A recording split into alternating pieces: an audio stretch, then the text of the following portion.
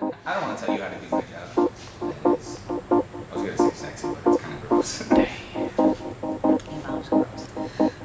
Well, that was it. Was it really? No. Oh, okay.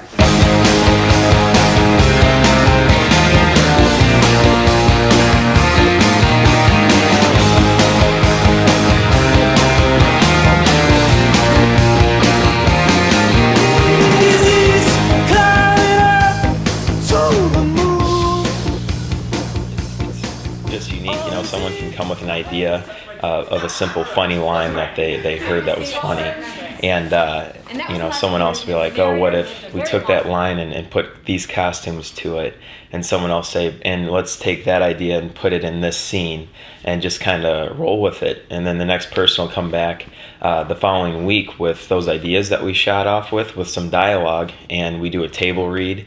And it can even change from there. You know, we've had people say, you know, that's a great idea, but let's add these two lines and take the scene this way, and just kind of go back and forth, and just kind of mutates into what you see on stage. And you know, some of our scenes have even come from a week before the show opens, while a couple of the butches are doing that. Some of us are just joking around in the background still. And we've come up with quick, you know, blackout scenes, just kind of in the background, messing around, watching people finish up their scenes. So it's really unique on how we come up with the scenes you see in the show.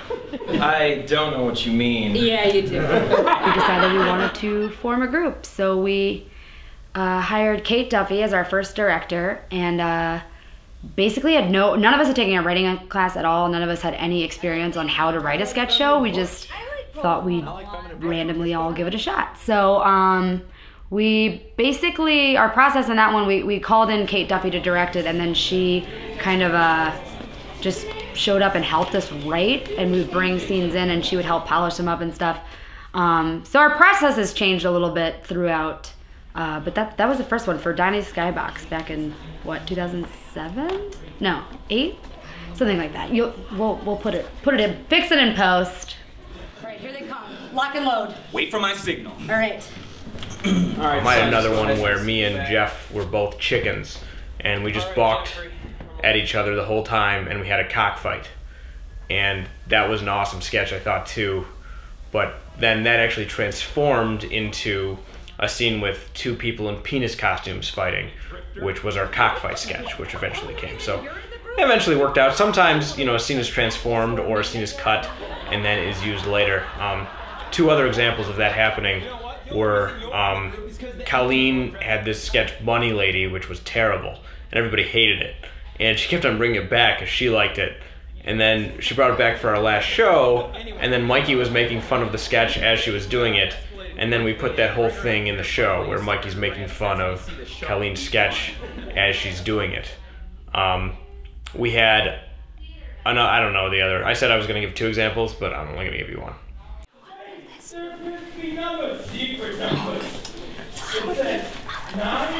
Am I trying to hear this after? Yeah, I don't know, but it was sitting right there. That's why I thought it was your new one. That's why I was like, oh, she's in my hand. We actually all open and go out for the show. We do say a little prayer together.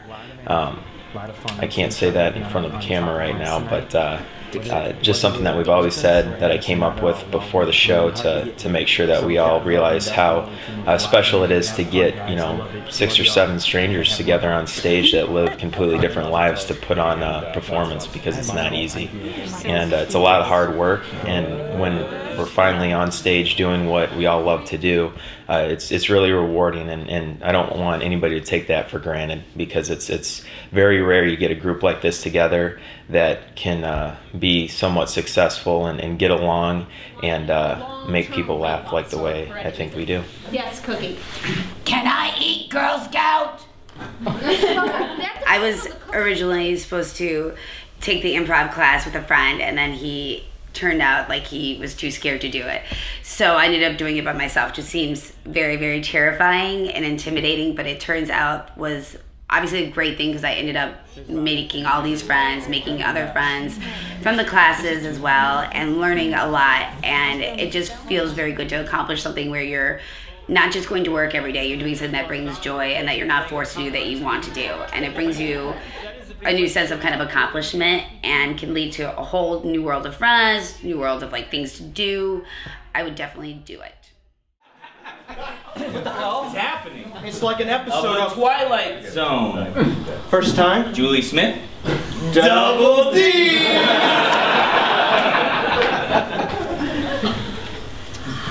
We got married on a beach in Cancun. There were signature cocktails and pretty flowers.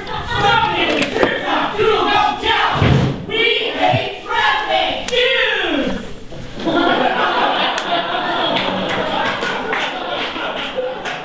What's been really special about this group, and what I think people who see us say is pretty special and unique about us, is that it feels a lot like friends getting together and just having a good time on stage, and that's really what it is. I think we've gotten really close over the years, and honestly, if nothing else, I mean, hopefully we're performing all the time. Hopefully we keep coming up with more shows and more opportunities, but if nothing else, I hope that we remain really close as friends, and I think there's a good chance we will.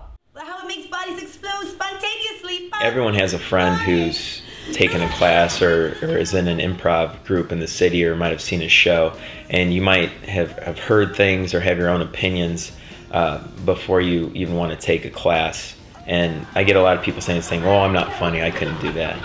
And it's funny because I tell everybody, you're going to be the one who's going to stand out and be the funniest when you take these classes. And it's so weird, you know, I always had this thought of taking a class at Second City growing up, and when I finally got into the very first class, it was magic, because, you know, I had Brian Posen, which is the heart and soul improv in the city, and he just came in and just him talking the philosophy of improv comedy, where the basis is yes and. No matter what someone says or does, whether you're on stage or practicing, you have to agree with it and give something to support it. And just by him talking about that and just thinking about the psychology behind it, you know, we live in a world where most people are no but kind of mentality, and to get together with a group of people that's what comes together, and everybody's so positive and wants to just have fun, it's just a great experience, you know, for anybody. And the people you meet, you know, from all the different jobs that come together, and just how they are as people, it's really cool to just see all these people come together collectively and what can happen. Because when you're learning comedy or improv, it could be anything. And there's so many times where everybody in the class was just laughing so hard that, you know, a few people would start crying. And it was really cool. And I would tell anybody, you got to do it, just because the different way you can think when you leave there, and the people you meet, and just how much fun you can have in those couple hours, it's totally worth it. And whether you want to continue or not is up to you, but at least you can have that experience and speak to it when someone else says, have you ever taken an improv class?